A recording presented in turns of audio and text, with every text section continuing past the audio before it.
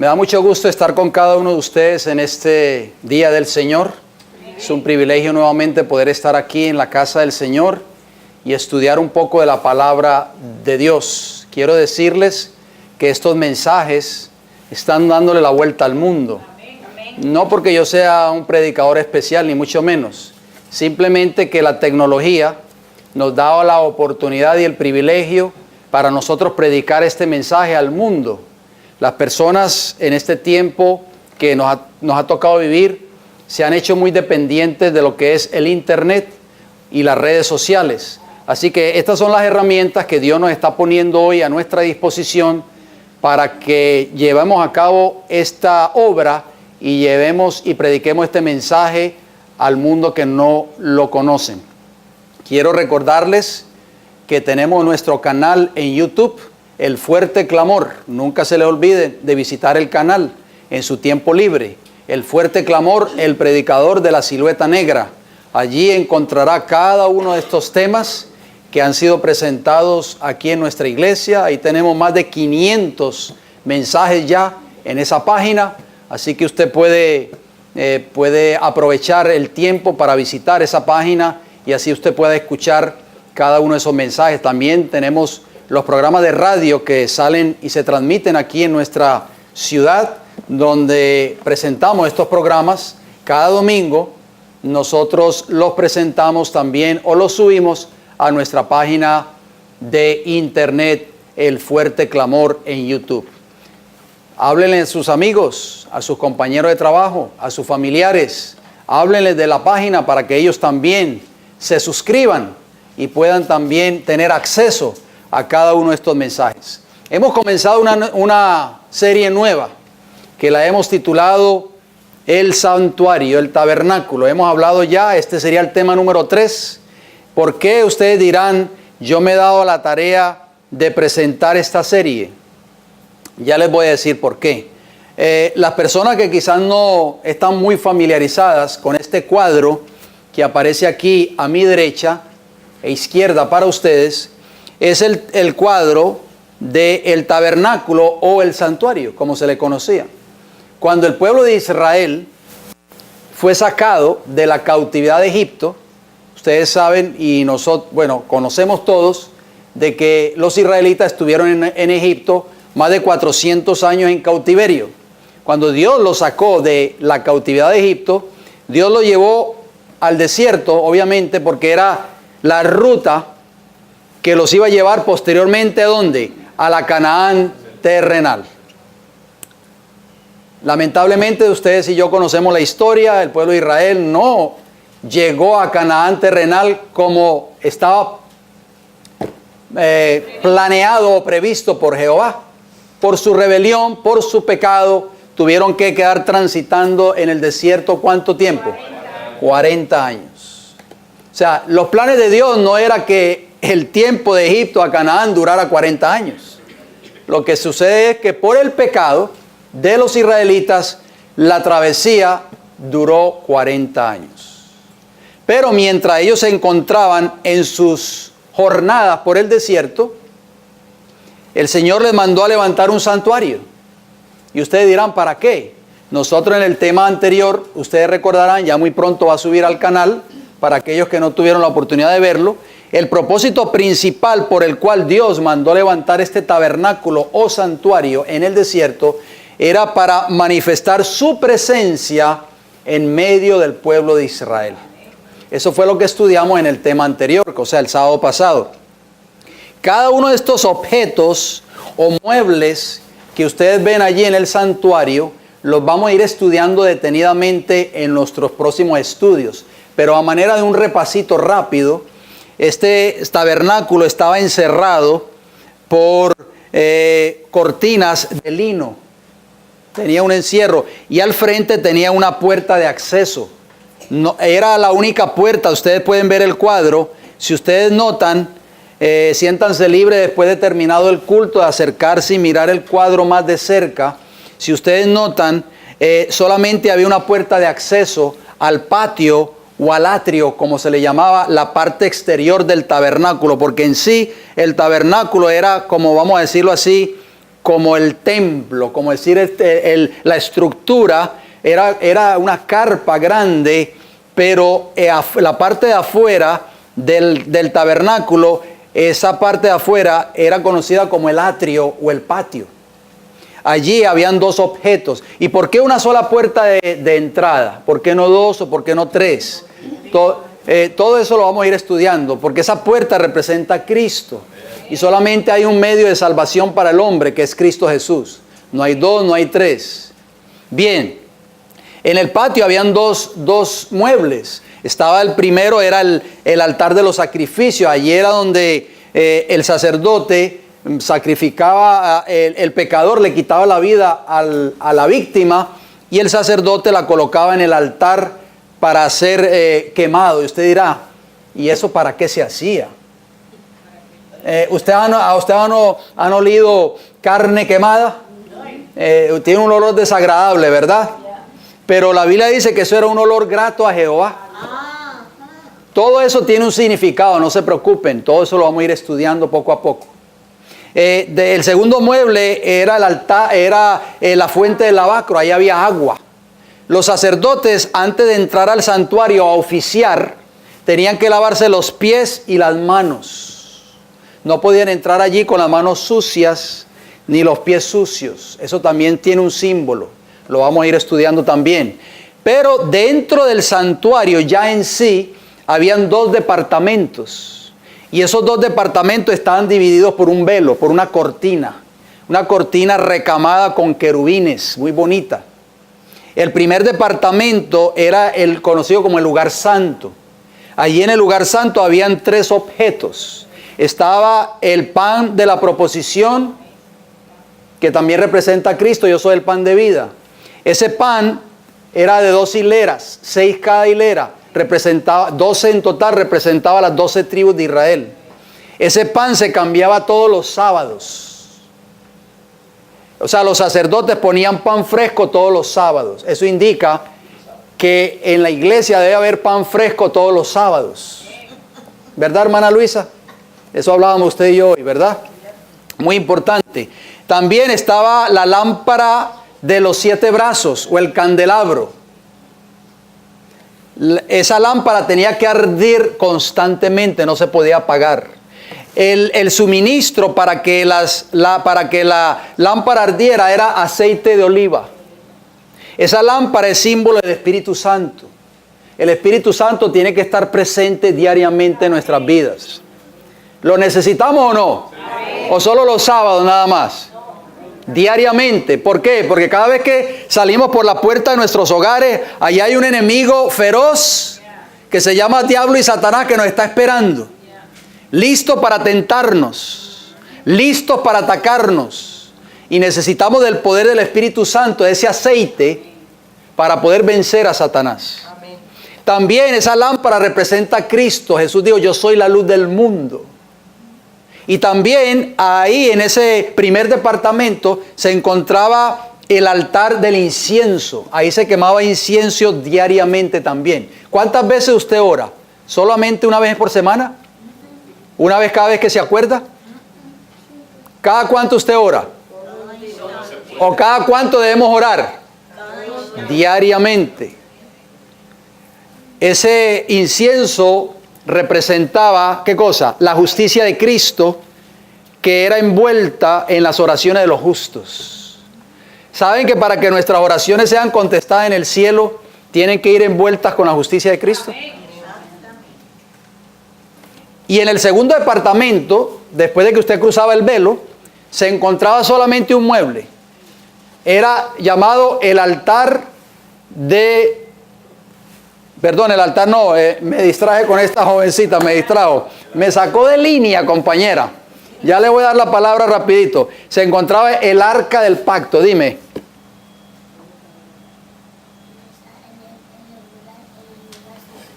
Ajá, correcto. El lugar santísimo era conocido como el lugar santísimo. El segundo departamento, ahí estaba el arca del pacto. Dentro de esa arca, que era como un cofre, se encontraba la ley de Dios, o sea, los 10 mandamientos que Dios le había dado al pueblo de Israel en 2 tablas de piedra. Se encontraba también una porción del maná. ¿Se recuerdan el maná que caía y alimentaba al pueblo de Israel?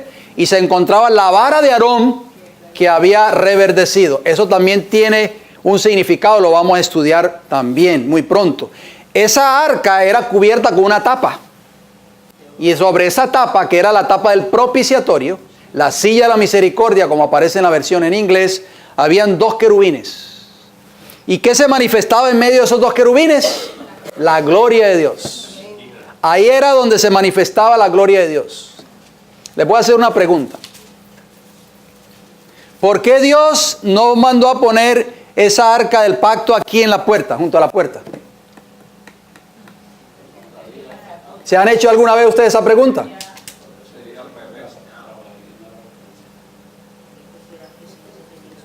Esto que se hacía afuera en el patio y lo que se hacía en el lugar santo, ¿era de vez en cuando? Cuando el sacerdote le daba el deseo de ir al santuario. Era un culto diario. ¿Por qué el arca del pacto está en el último departamento? Porque ahí está la presencia de Dios. Sí, yo sé, lo sabemos que ahí está la presencia de Dios. Pero ¿por qué Dios no dijo, vamos a poner el arca aquí en la entrada del patio? No, porque ahí donde se... Ajá. Hay que entrar por Cristo primero para llegar a... Ajá, bien. Ajá. Porque la vida del cristiano tiene que pasar por cada una, vivir cada una de esas etapas o de cada departamento del santuario para llegar al final ante la presencia del santuario. Muy bien, un proceso, dijo el hermano Rafael. O sea, hermano, nosotros tenemos que vivir, por eso vamos a aprender en esta serie, tenemos que vivir cada una de estas experiencias para algún día poder, ¿qué? 2 cosas. Obedecer perfectamente la ley de Dios y estar delante de la presencia de un Dios vivo, sin ver la muerte. Pero para poder estar allí algún día, para poder alcanzar la experiencia del lugar santísimo, o sea, del arca del pacto, tenemos que vivir cada una de estas experiencias primero en nuestra vida. Amén. Así es. Cada sábado, ¿verdad, hermana Eunice? No, diariamente. Hermana Eunice, está pendiente, ¿verdad? Ok, no se me distraiga. Ok, apunte, no se lo olvide. Hoy vamos a hablar acerca del propósito de la edificación del santuario. Leyendo nuevamente Salmo 68, 24. Vieron tus caminos, dijo David, oh Dios, los caminos de mi rey, de mi Dios, ¿dónde? ¿Dónde? En el santuario. Ahí están todos los caminos. Por eso es importante estudiar este tema. Hay un libro que ustedes tienen en sus hogares, que esta es la cita que estamos usando a manera de logo, vamos a decirlo así, para esta serie de temas. Se encuentra en el Cristo en su santuario. Es cortita la cita, pero es muy importante. La página 12 de este hermoso libro es un libro pequeñito, no es muy grande, es delgadito. Yo sé que muchos de ustedes tal vez lo tienen en sus hogares, pero si no, lo pueden bajar obviamente a sus teléfonos. Dice, el tema del santuario debiera ser cuidadosamente examinado. Y eso es lo que pretendemos hacer a través de todos estos estudios. Examinar cuidadosamente cada uno de esto que hay aquí en este santuario. ¿Qué significa para nosotros hoy? ¿Ya eso era solo para el pueblo de Israel? ¿O tiene una connotación para nosotros hoy? Dice que el tema del santuario debe ser cuidadosamente examinado. No leído superficialmente, no examinado. Como cuando usted va al doctor y le hace un examen exhaustivo. Puesto que en él descansa el fundamento de nuestra fe. Cuando nosotros entendamos a cabalidad este mensaje, querida iglesia, nosotros nos vamos a afirmar cabalmente en la fe que usted y nosotros, o todos nosotros, pretendemos creer. Dice el fundamento de nuestra fe y nuestra esperanza. El santuario o tabernáculo en el desierto era un modelo del verdadero tabernáculo, ¿dónde?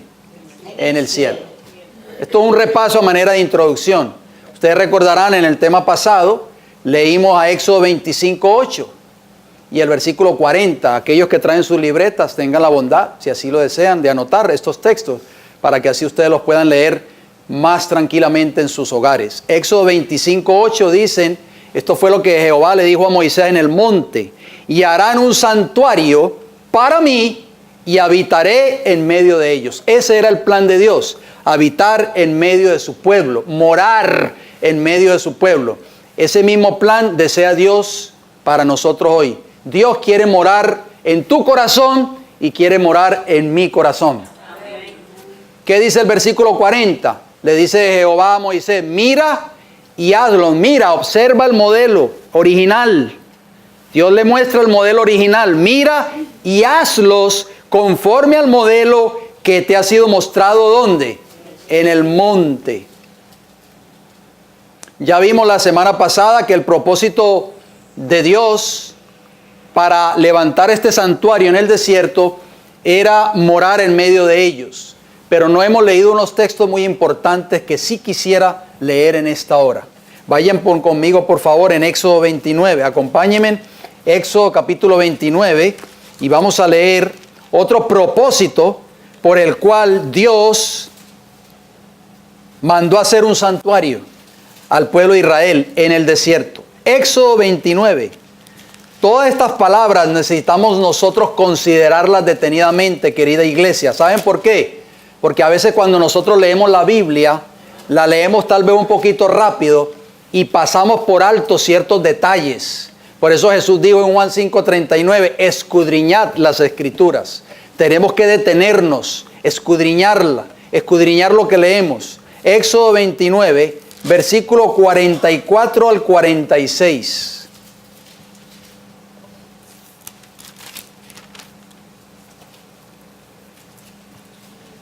Mire lo que dice claramente, lo que dice el Señor en estos textos tan importantes que vamos a leer. ¿Qué dice? El versículo 44, ¿qué dice? Y santificaré, ¿qué cosa? El tabernáculo de reunión y el altar. Y santificaré asimismo a Aarón y a sus hijos, para que sean mis sacerdotes. ¿Qué iba a hacer Dios con este tabernáculo? ¿Lo iba a qué? Santificar. Con su presencia, en otras palabras. Es una lección que ustedes y yo tenemos que aprender siempre. ¿Cuál es? Este lugar, por muy humilde que parezca, este es el lugar donde se invoca la presencia de Dios. Y si Dios está aquí presente, en medio nuestro, este lugar se considera un lugar santo. Por eso nosotros tenemos que aprender a cómo adorar cuando estamos delante de la presencia de Dios. Es muy importante que siempre lo consideremos, porque el pueblo de Israel era un pueblo grande cuando estaba en el desierto, y ellos aprendieron esa lección. Nosotros no somos muchos para no aprender esa lección. ¿Qué dice el versículo 45 de Éxodo 29? Dice, y habitaré entre los hijos de Israel y seré, ¿qué cosa? Su Dios. O sea, Dios quería, ¿qué cosa? Santificar al pueblo de Israel con su presencia. Versículo 46 de Éxodo 29, ¿qué nos dice? Y conocerán que yo soy Jehová su Dios, que los que saqué de la tierra de Egipto para habitar en medio de ellos. Yo, Jehová, ¿qué cosa? Su Dios. Palabras claves leímos en esos textos que yo acabo de leerles. No sé si ustedes las consideraron. Déjenme hacer un pequeño repaso de esos textos que leímos en Éxodo 29, del 44 al 46. De acuerdo a estos textos, a través del mensaje del santuario, querida iglesia, aprendemos que Dios quiere lo siguiente. Número 1, morar con nosotros. Eso es lo principal. Dios quiere morar en tu vida y Él quiere morar en mi vida. Número 2, quiere santificar nuestras vidas. La palabra santificar significa apartarnos del pecado. Y número 3, de esa manera podemos vivir vidas que sin pecado. Para nosotros poder vivir vidas sin pecado, tenemos que ser santificados por Dios o apartados por Dios. Y número 4, al vivir vidas santificadas, podemos experimentar que Dios tiene el poder para libertarnos de todos nuestros pecados. ¿Por qué? Porque decía el versículo 46 de Éxodo 29, dice, yo soy Jehová que los saqué de la tierra de Egipto. Quiero decirte en esta mañana que Dios tiene el poder para sacarte a ti y para sacarme a mí de la esclavitud del pecado. Si tú deseas ser liberado, Él tiene el poder para hacerlo. Eso era lo que Dios quería enseñar a través del mensaje del santuario. Isaías 57, acompáñenme por favor. Isaías 57.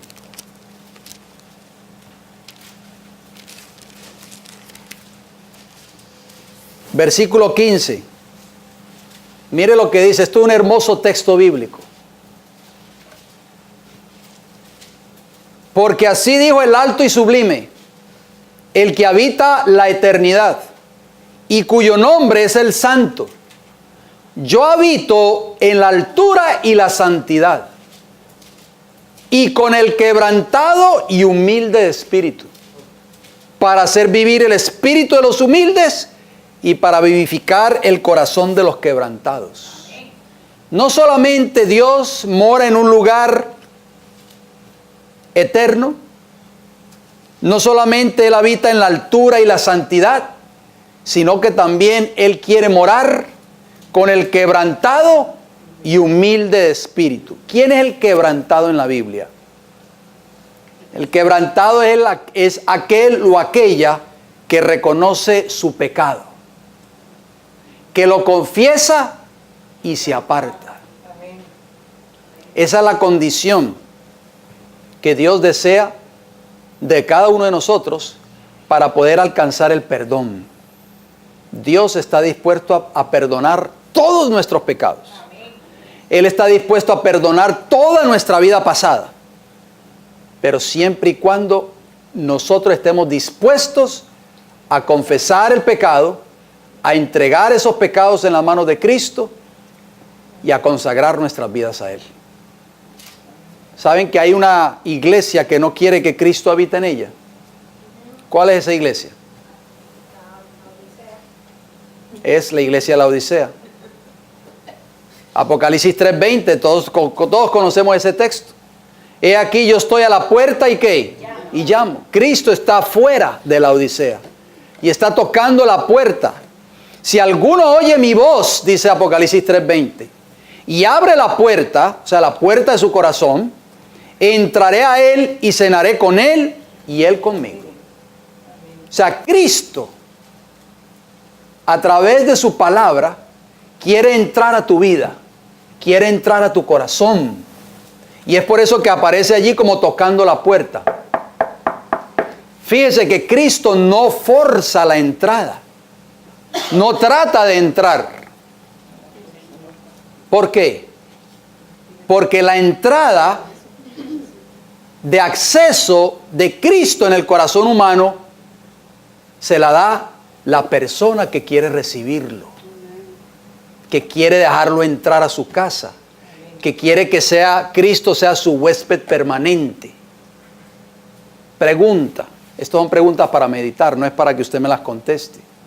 Cristo está tocando la puerta de tu corazón hoy. Mañana podrá ser demasiado tarde.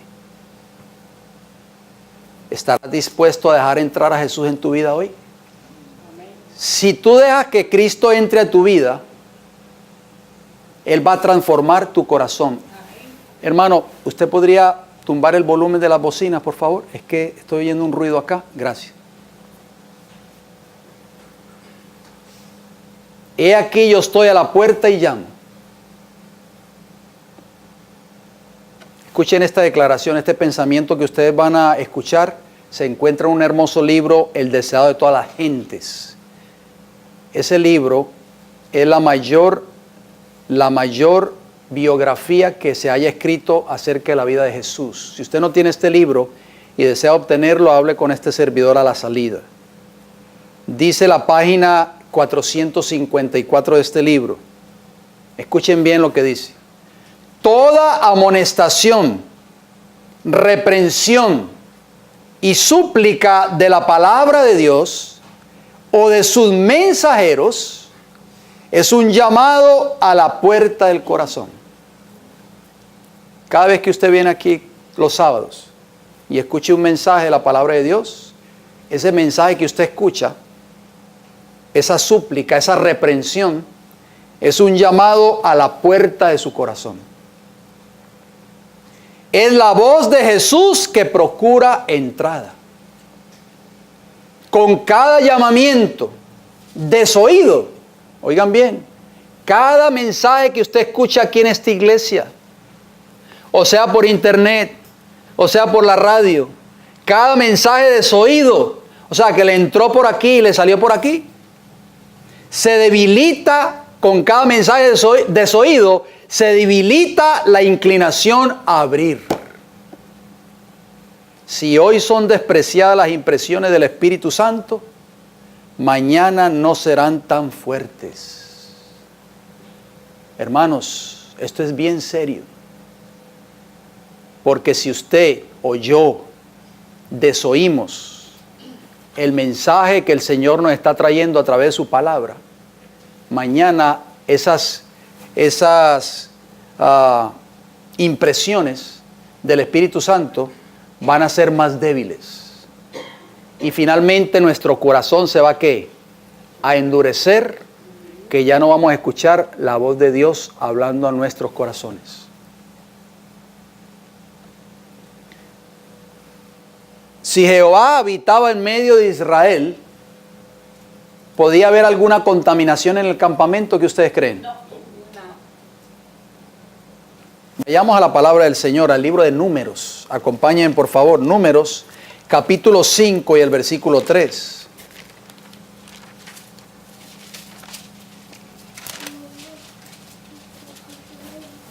Escuchen lo que dice el Señor en su palabra. Todos y cada uno de estos textos que estamos leyendo son lecciones para nosotros. Números 5:3 dice: así a hombres como a mujeres echaréis. ¿Por qué? Sigamos leyendo. Echaréis fuera del campamento, los echaréis, para que no contaminen el campamento de aquellos entre los cuales yo habito. Las personas que no estaban viviendo de acuerdo con las normas establecidas por Dios, eran ¿qué? Echadas fuera del campamento. Esto es serio. ¿Por qué? Porque dice el Señor, para que no contaminen el campamento de aquellos entre los cuales yo habito. ¿Significa esto que nosotros no vamos a dejar entrar a una persona aquí a la iglesia porque tal vez no está viviendo de acuerdo a la voluntad de Dios? No, no significa eso. Por supuesto que no. Los pecadores necesitan venir a Cristo, así como están contaminados por el pecado. Lo que está diciendo la palabra de Dios es que después de usted haber conocido la verdad, y usted después de haber ya entendido lo que Dios pide de usted y de mí, y seguimos viviendo en pecado, ya eso es otra historia. Los israelitas conocían, cada uno de ellos conocían cada principio establecido en este santuario. Y tenían que vivir de acuerdo a cada uno de estos principios. Mire lo que dice el apóstol Pablo, escuchen por favor.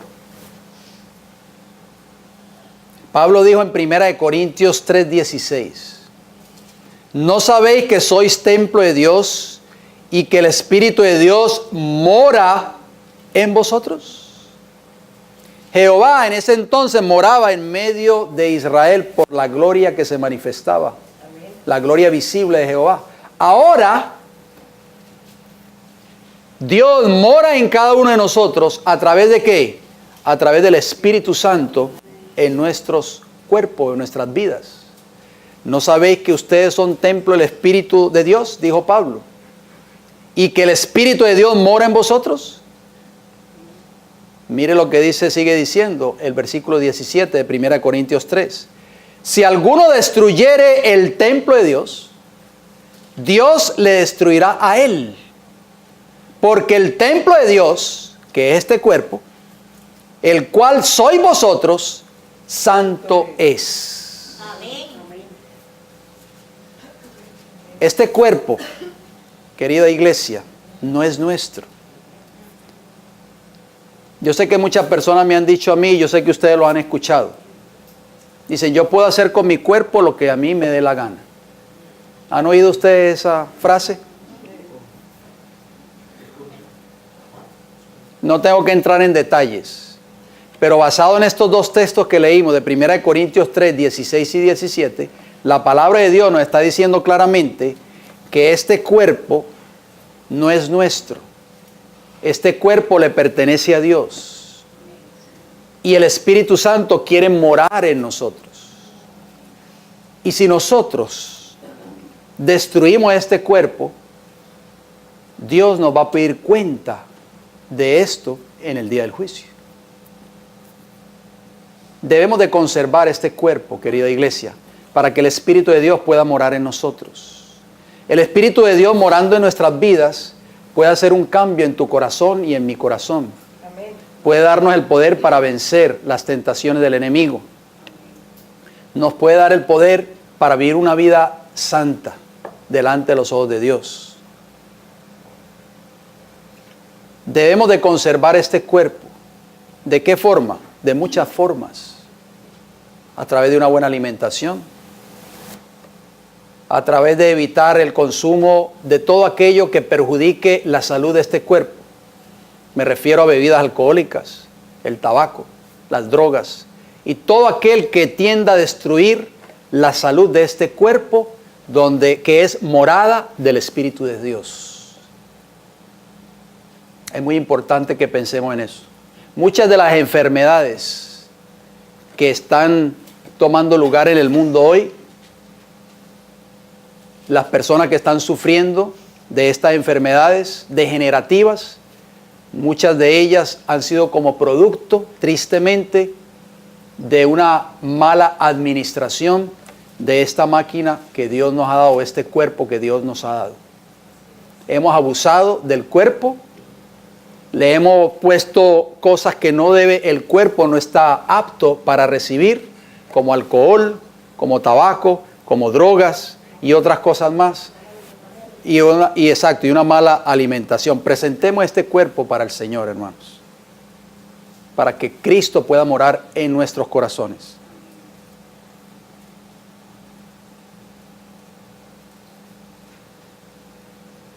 El plan original de Dios. El santuario fue edificado con el propósito de que Dios le mostrase al hombre el camino para regresar al Edén perdido. El camino para volver a restaurar la imagen de Dios en el hombre que había pecado. Lamentablemente la inocencia y la imagen de Dios se perdieron por causa del pecado cuando entró en este mundo. Tristemente, nosotros conocemos la historia.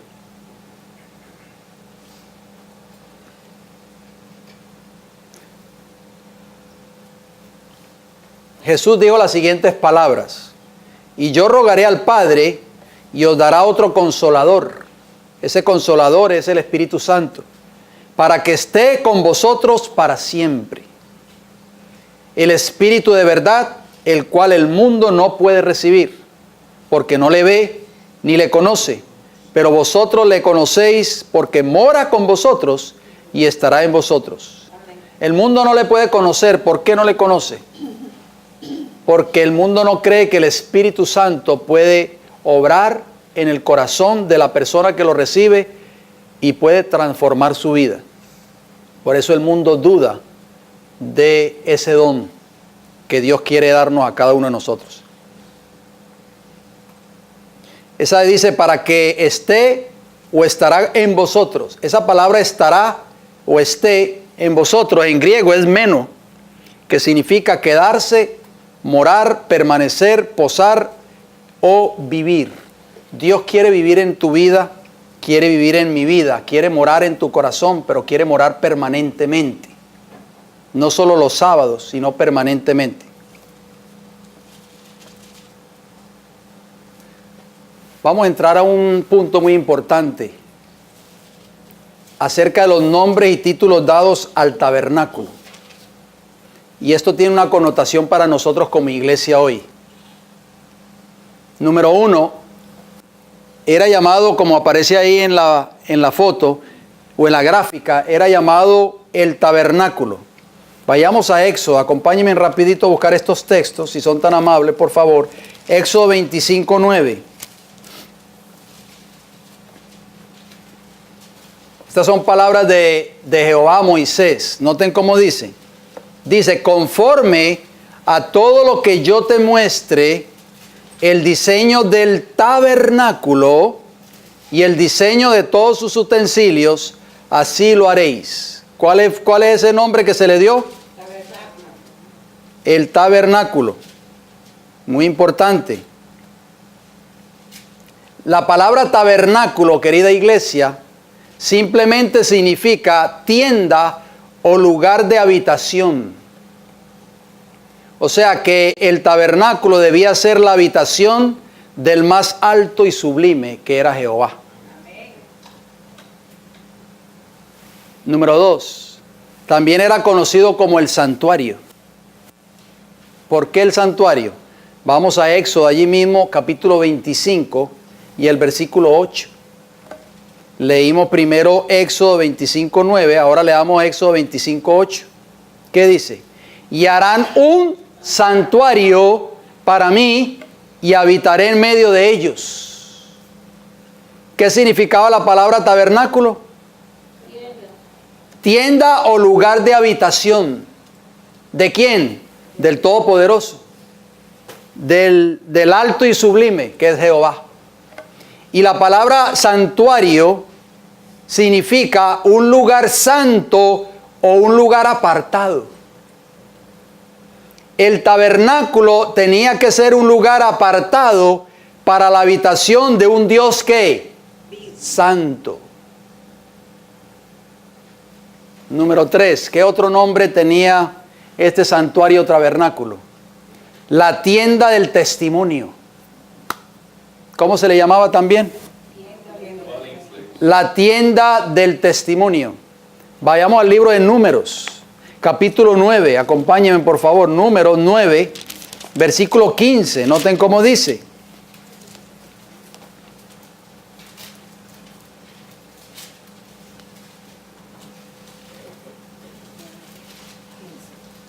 Dice, el día que el tabernáculo fue erigido, la nube cubrió el tabernáculo ¿sobre qué? Sobre la tienda del testimonio. Y a la tarde había sobre el tabernáculo como una apariencia de fuego hasta la mañana. ¿Cómo se le conocía también a este tabernáculo santuario? La tienda del testimonio. O sea, queridos hermanos, que el tabernáculo recibió también este nombre o este título porque contenía el arca del pacto o el testimonio. O sea, los 10 mandamientos. La ley era el estándar moral del pueblo de Israel. Por eso llevaba ese nombre, la tienda del testimonio. Número 4, la casa de Dios. Era conocido también como la casa de Dios. Éxodo 34:26. ¿Qué nos dice? Éxodo 34:26.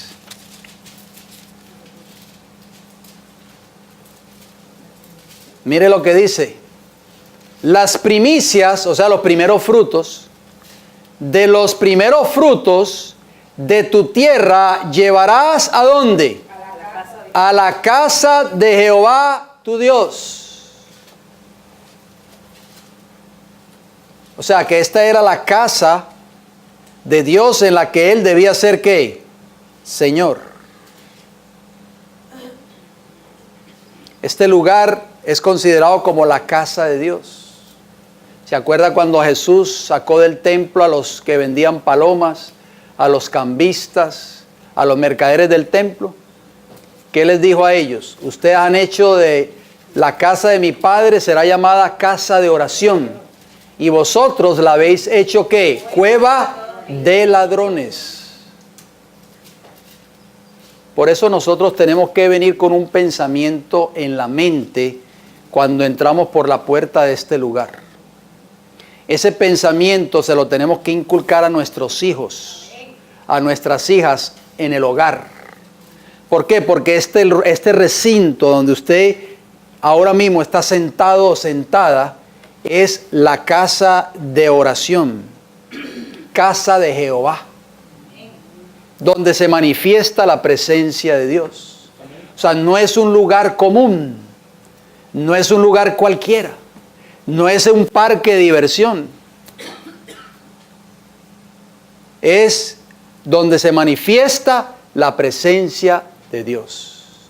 Y cuando nosotros, adultos, o nuestros niños, si eso fuera el caso, no estoy diciendo que este es el caso, no me vayan a malinterpretar, pero si este llegase a ser el caso, somos irreverentes cuando venimos a este lugar, estamos deshonrando a Dios porque su presencia está aquí en medio nuestro.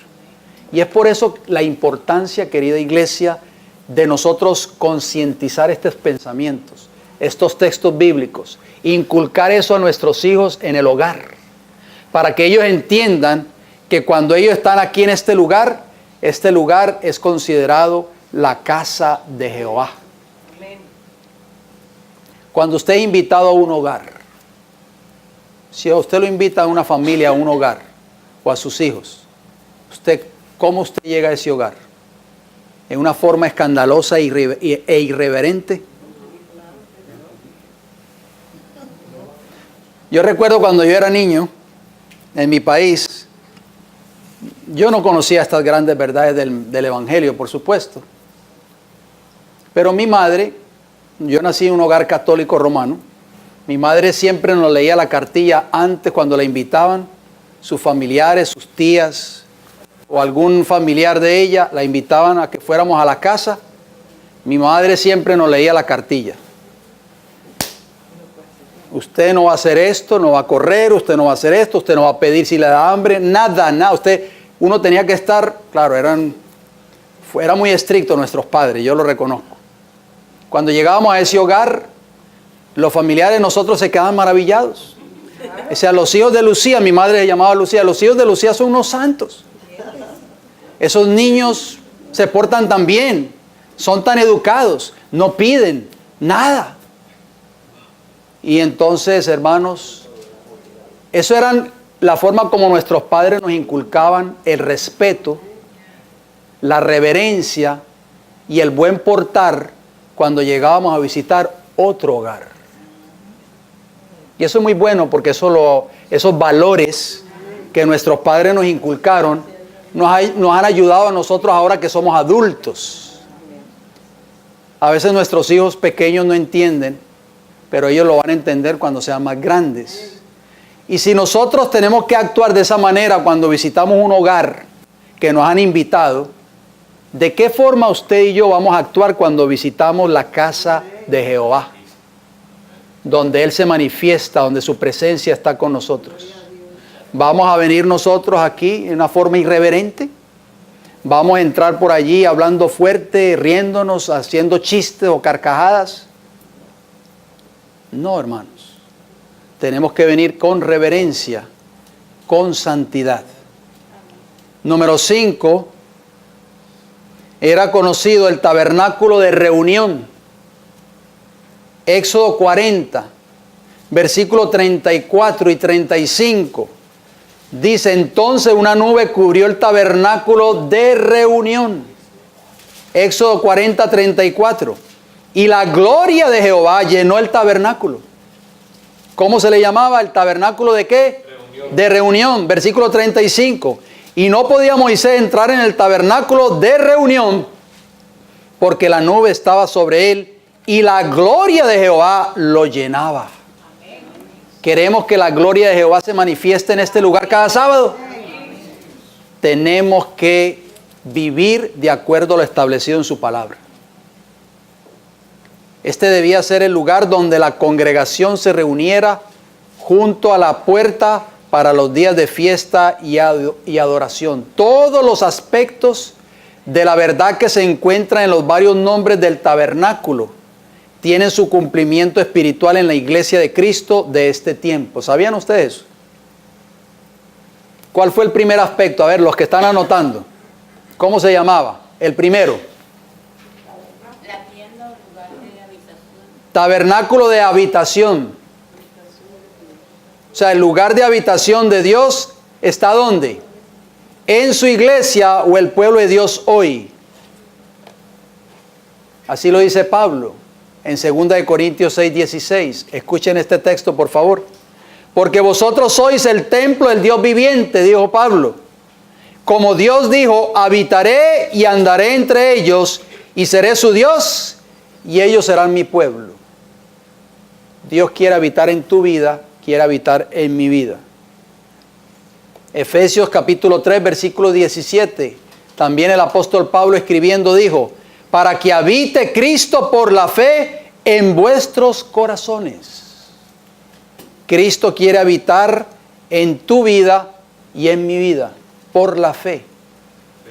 Efesios capítulo 3, versículo 17.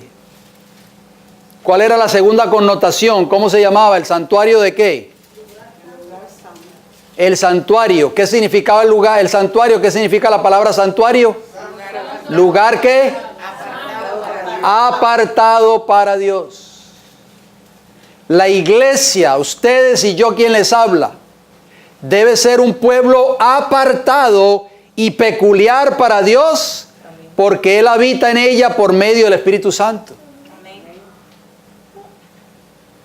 ¿Qué dice 2 Timoteo 2:19? Acompáñenme por favor. Miren, estas son palabras de Dios, no son palabras mías. No piensen que yo estoy inventando o exagerando un poquito. 2 Timoteo 2. Versículo 19, noten lo que dice el apóstol Pablo. 2 Timoteo 2:19. Esto es como una radiografía que Dios nos está haciendo a través de su palabra. Recuerden, yo no estoy hablando de nadie aquí en particular porque yo no conozco la vida personal de ustedes. El único que conoce nuestras vidas personales es Dios. Así que yo no puedo hablar por nadie aquí en particular. 2 Timoteo 2:19, Pablo dice, pero el fundamento de Dios está firme, teniendo este sello, conoce el Señor a los que son suyos, y apártese de iniquidad todo aquel que invoca el nombre de Cristo. Santuario significaba ¿qué? Lugar ¿qué? Apartado. Ustedes y yo somos el templo de Dios viviente, y por lo tanto tenemos que estar apartados ¿de qué? De todo lo que es pecado, para que Dios pueda morar en nuestros corazones. Es importante eso, ¿verdad? Primera de Juan 2:15, ¿qué dijo Juan? No améis al mundo, ni las cosas que están en el mundo. O sea, tenemos que apartarnos de todas las cosas de este mundo. Si alguno ama al mundo, el amor del Padre no está en él. Juan no dice, apártense del mundo. Él dice, apartémonos de las cosas de este mundo. O sea, de lo que el mundo practica, en otras palabras. No podemos nosotros pretender ser cristianos, pretender ser el templo de Dios y decir que el Espíritu de Dios mora en nosotros y estar viviendo como el mundo vive. Noten lo que sigue diciendo Juan allí mismo, por el capítulo 5 y el versículo 4. Porque todo lo que es nacido de Dios vence al mundo. Y esta es la victoria que ha vencido el mundo, nuestra fe. Si queremos vencer el mundo, cuando yo hablo del mundo me refiero a los placeres del mundo, al pecado que el mundo practica, a los deseos de la carne que el mundo vive, tenemos que nacer de nuevo en Cristo Jesús. El punto número 3 del santuario era conocido como ¿qué? ¿Tienda de qué? Del testimonio. ¿Quién dijo testimonio por allá atrás? Lali. Ah, la hermana Mayra. Se ganó un premio, Mayra. Tienda del testimonio. La iglesia, por su obediencia a la ley de Dios, lleva sus mandamientos en su corazón. Qué hermoso esas palabras, ¿verdad? Leamos lo que dice el profeta Jeremías. Mire lo que Dios quiere hacer con usted y conmigo en esta mañana. Jeremías capítulo 31. ¿Sabías que Dios quiere hacer un pacto contigo hoy? Jeremías 31, versículo 33. 31, 33.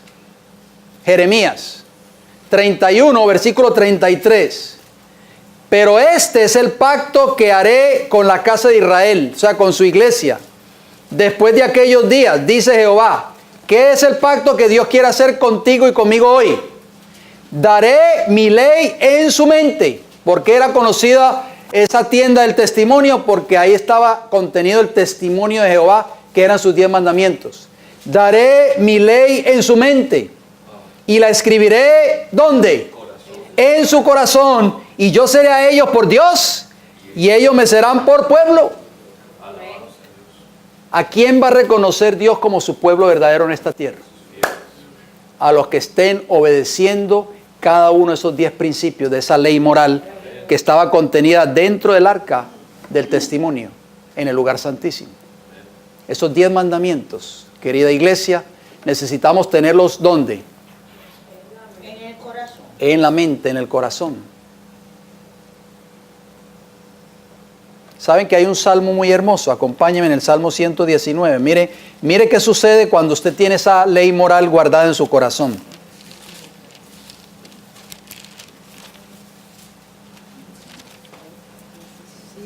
...119... versículo 44 y 45...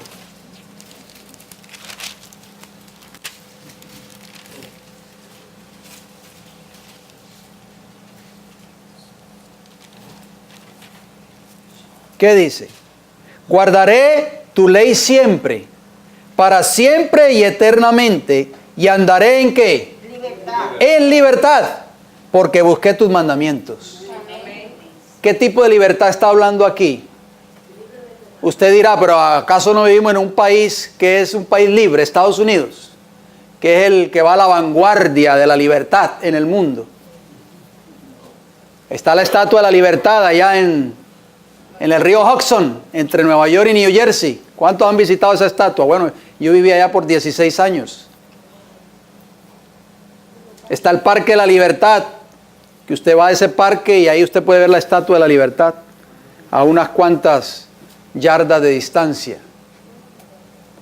Quiero decirles, querida iglesia, que esa libertad que habla allí el versículo 44 y 45 de Salmo 119 se refiere a la libertad de la esclavitud del pecado. Cristo quiere libertarte hoy del pecado, de nuestra vida de pecado. Y solo Jesús puede darte la libertad. Solo Cristo puede liberarte. ¿Qué tienes que hacer tú o qué tengo que hacer yo? Entregar nuestra vida completamente a Él. Rendirnos completamente a Él. Y rendirnos completamente a Él involucra estar dispuesto tú o yo a abandonar el pecado. Mientras no estemos dispuestos a abandonar el pecado, no se puede lograr ese cambio en nuestras vidas. Así como el hijo pródigo de la parábola, que estuvo dispuesto a abandonar su vida de pecado. Me levantaré, dijo él, o sea, me levantaré de mi condición y regresaré a la casa de mi padre. Regresaré a mi padre y le diré, Padre, he pecado contra el cielo y contra ti. No soy digno de ser llamado, ¿qué cosa? Tu hijo. Qué importante es eso, hermanos.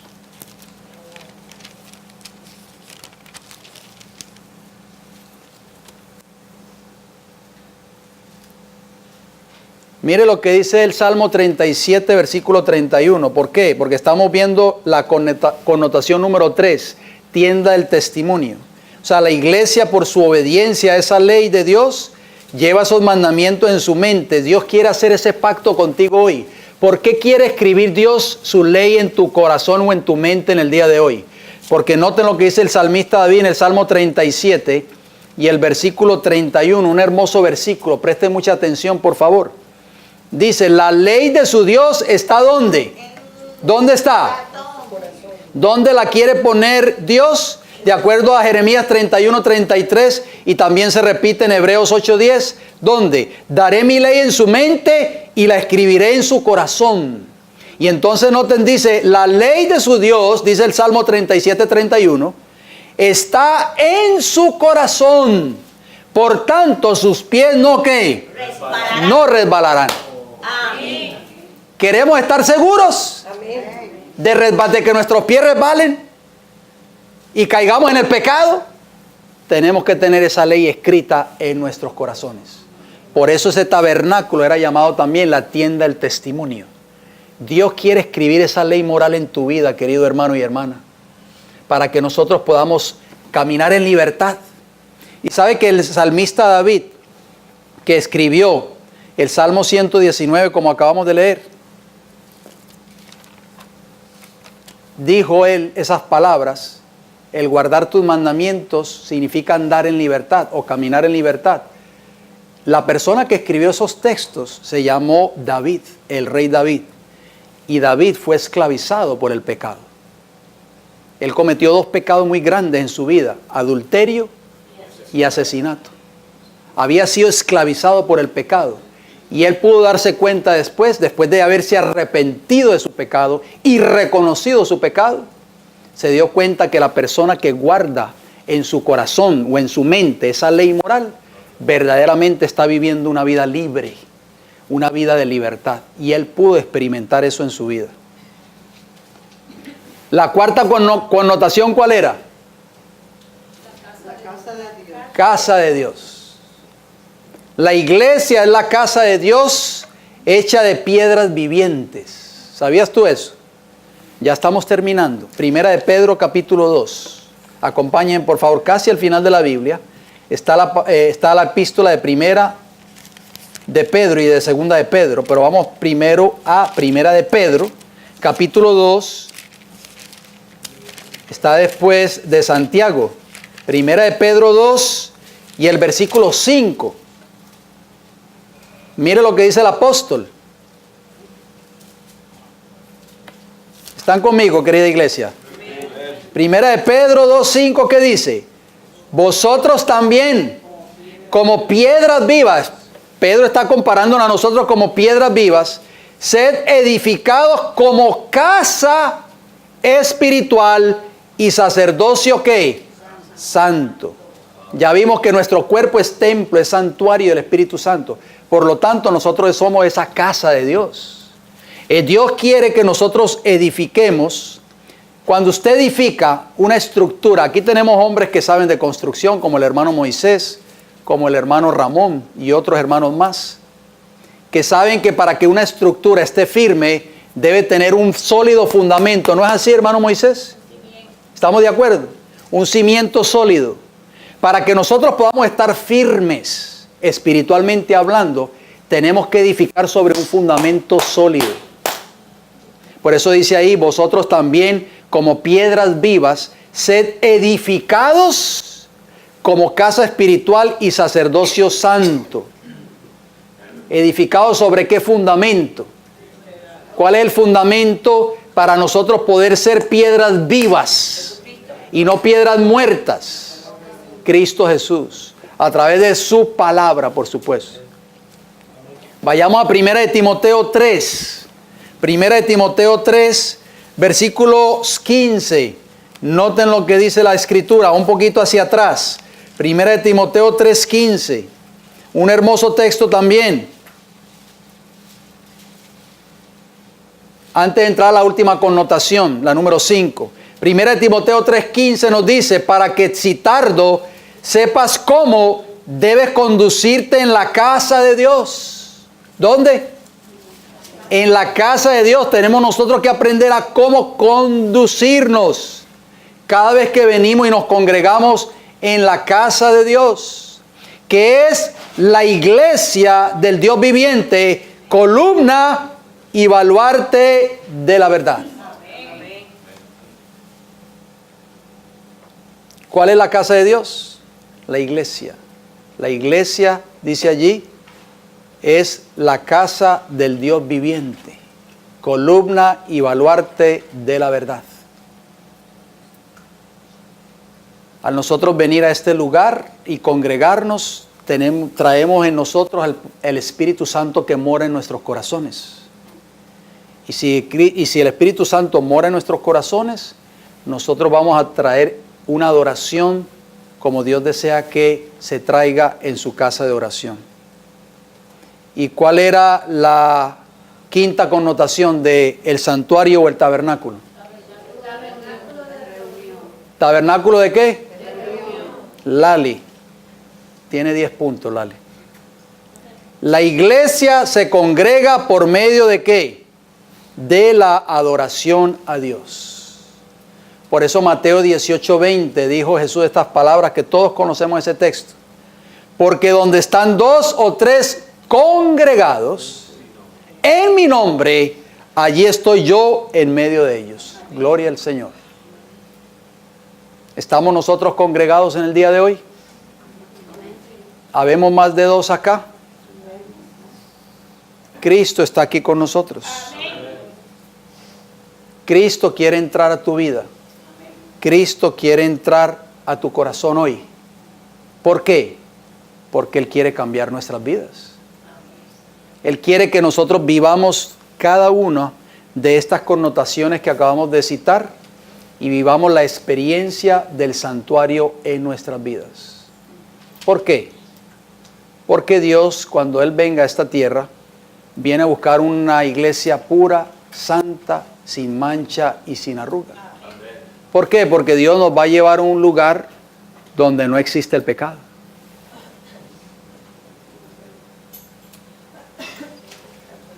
¿Qué va a hacer Dios? ¿Te va a obligar? ¿Te va a forzar? No, Él dice que yo estoy aquí a la puerta y ¿qué? Cristo está tocando la puerta de tu corazón hoy, querido hermano o hermana. Porque Él quiere cambiar tu vida. Solo Él conoce tu corazón, yo no lo conozco. Si estas palabras tal vez están apelando a tu corazón, en el día de hoy, Cristo quiere entrar a tu corazón. Así como Él moraba en medio de Israel, Él quiere morar en tu vida. Porque hay tantas personas hoy en el mundo sin esperanza, afligidas, deprimidas, tomando pastillas para la presión, tomando pastillas para la depresión, tomando pastillas para los nervios. Y finalmente muchas de ellas optan al no encontrar solución a sus problemas y a no tener esperanza en su vida, optan por el suicidio. Creen que es la mejor alternativa. Cristo quiere cambiar tu vida. Él puede cambiar tu vida. Él transformó mi vida.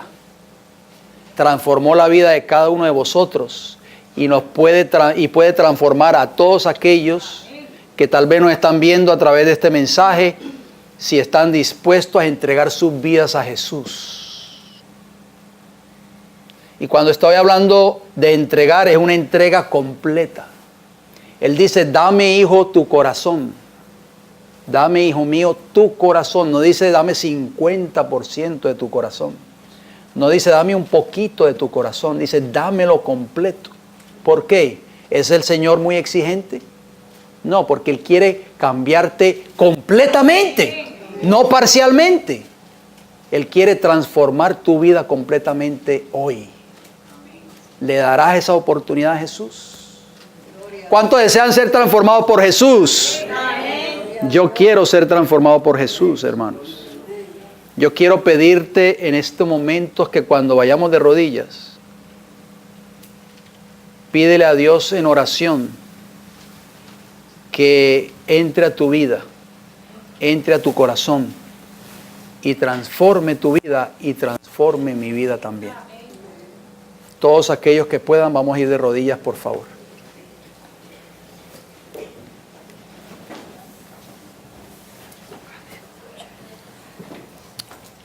Padre Celestial, en esta hora, Señor, le damos las gracias por darnos la oportunidad de haber escuchado un mensaje más de su palabra. Señor, sabemos que la verdad del santuario es una verdad muy hermosa, muy maravillosa. Pedimos, Señor, su dirección para seguir entendiendo cada uno de estos mensajes. Queremos de que Jesús forme parte de nuestras vidas, de nuestros hogares, de nuestras mentes y nuestros corazones. Queremos ser cambiados, transformados. Tal vez muchos de nosotros poseemos todavía caracteres defectuosos. Tenemos todavía muchos malos rasgos de carácter. En esta hora, Señor, le pedimos que sea el Espíritu Santo el que haga un cambio en nuestras vidas. Cristo tiene el poder para cambiarnos, porque Él es el creador de los cielos y de la tierra, y tiene el poder para transformar nuestras vidas. Pero Él no podrá hacer nunca un cambio en nosotros si nosotros no estamos dispuestos a cambiar. Señor, en esta hora yo quiero pedir una bendición muy especial por esta iglesia, por cada uno de los hermanos, hermanas, jóvenes y niños aquí presentes. Por favor, Señor, que usted toque el corazón de cada uno de ellos para que juntos podamos prepararnos para estar en aquel día glorioso, listos para recibir a Jesús cuando venga por segunda vez a esta tierra. Queremos estar allí, Señor. Queremos poseer la herencia de los santos. Queremos entrar por las puertas de la Canaán celestial. No queremos quedarnos en este mundo contaminado por el pecado. Queremos ser salvos, Padre Santo, cuando Cristo venga a buscar a su iglesia. Acompáñenos el resto de este santo día de reposo. Ayúdenos a no profanarlo con nuestras palabras, con nuestros actos, con nuestros hechos, a vivir de acuerdo a su voluntad. Padre Santo, oramos por una petición, también por los alimentos que hemos de compartir. Bendígalos, Señor, para que nunca nos falten, y provéaselos también a aquellos que no lo tienen. Lo rogamos y lo pedimos y le damos las gracias en el nombre de Jesús. Amén.